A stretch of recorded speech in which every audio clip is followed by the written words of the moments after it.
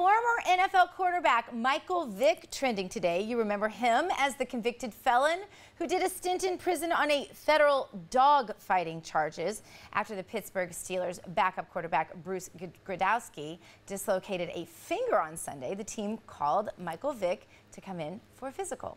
Steeler fans immediately knew something was up and they started a petition demanding that the team stay away from Vick. But before the ink was dry on those petitions, Steelers announced they've signed Vick for a one-year contract. Steelers fans ticked. Here to discuss, one of my favorite people and host of The Sports Court, Tamara Holder. Tamara, welcome back to America Trends. Good to have you. Hi, good to be here with you. All right, Tamara, is Michael Vick good enough of a player to overcome his bad reputation and win the hearts of fans? Well, look, there are two questions here. Number one, you ask them as one question, if you will. Is he good enough? That's one of the questions that people have with Ray Rice. Is he not being picked up because he's not good enough, or is he not being picked up because of his beating his then fiance, now wife, in the elevator? Same with Michael Vick. There's a lot of question. Maybe he's just not good enough. He's a backup quarterback to Ben Roethlisberger. But let's break this down, because if people are really upset, there were people actually outside of the practice facility, of the Steelers practice facility, protesting. Listen, Michael Vick filed for bankruptcy. He lost all of his money. He lost his job. He went to prison for 21 months, I believe.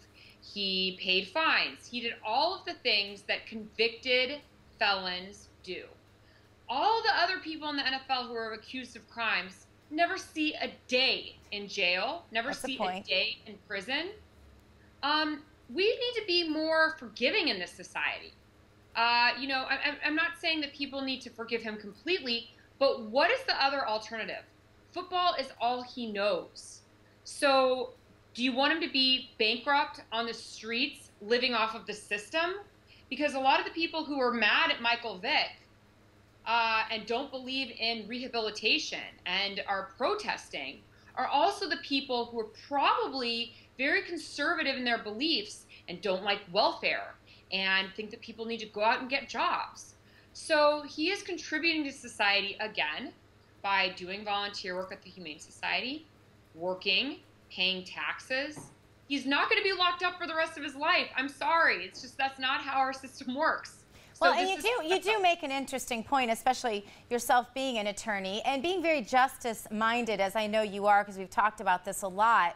But I guess for me, like in my heart of hearts, I've watched sports long enough to know that fans will tend, I believe, psychologically, they'll be more apt to forget his sins if he plays well. If he doesn't play well, I don't think they're going to be very forgiving. Do you see the psychology like that, or am I just insulting fans across the nation right now? No, my ex-fiance played in the NFL, and there was a term that all the guys used, and it's the term or the phrase, "You're as good as your last game." Yeah. And that's really what it is, because look at Ben Roethlisberger. Ben Roethlisberger was accused of raping 2 women. He was never charged. He settled out of court. So obviously there was some kind of information. I would ask people to go and read those complaints when the women sued him. They're very serious. But yeah, and we see that all the time with in college, college sports. We see all the time the cover-ups, and it kind of hidden by the university and tucked away because those players are their advertising moguls. So I guess for you, just being an expert in these types of things, what do Vick and the Steelers have to accomplish this year to overcome the bad press that is obviously going to come for this? Like just a few more wins than last season, or is it going to take a Super Bowl? What's your best guess? Well, I don't think the problem is that Michael Vick is going to be able to overcome this unless Ben Roethlisberger gets injured and Michael Vick steps in and takes them to the playoffs or takes them to the Super Bowl. But as a backup quarterback, you really don't see a lot of time unless the starting guy gets injured. I mean, how many people can say who the backup quarterback is to Peyton Manning or the backup quarterback is to Tom Brady? Unless you're a diehard fan, you can't say those things. So Michael Vick is going to have that stigma attached to him, unless he's the one that brings home the wins because Roethlisberger gets injured. But right now, he's just going to be benched. All right, now, do you think that there were other teams that perhaps wanted Vick and Pittsburgh's the one that just happened to get him, or is he just that lucky that anyone wanted him? Which do you think it is? Well, again, this goes back to the question as to whether or not he did well in his workouts. So what happens is when you're a free agent and you're looking for a job, you go for workouts. We saw this a lot, or we saw reports of this, for example, with Richie Incognito, who was in trouble with bullying, and he was out last season. There were reports that he was trying out for the Broncos, going to other teams. So it's really where the need is. If you don't need a backup quarterback, you're not going to send Michael Vick in. Getting the call, doing well in the workout, passing the physical, and then, the terms of the deal work out properly, that you actually like the guy. And they were willing to take a risk. Tamara, are there other players that have come back after situations like this?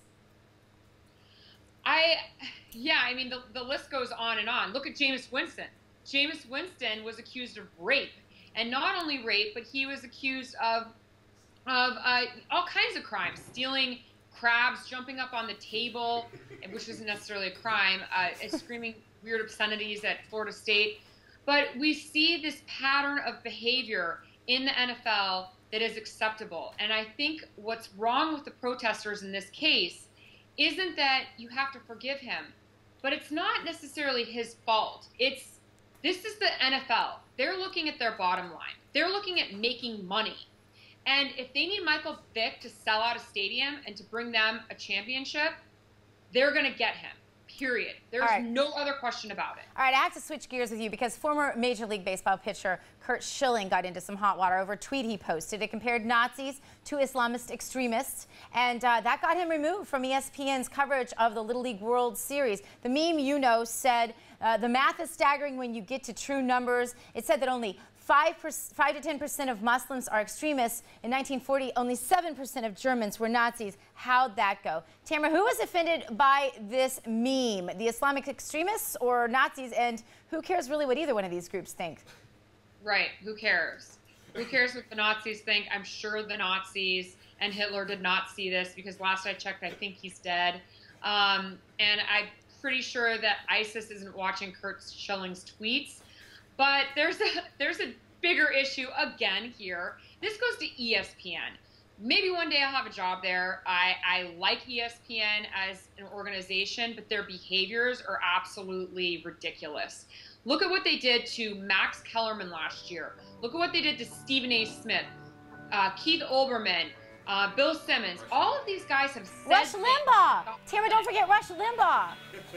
Well, yeah, Rush Limbaugh wasn't with ESPN when that happened, but yeah. I'm just teasing you. Thank you so much for being with us. Unfortunately, we're out of time, Tamara. Thank you again.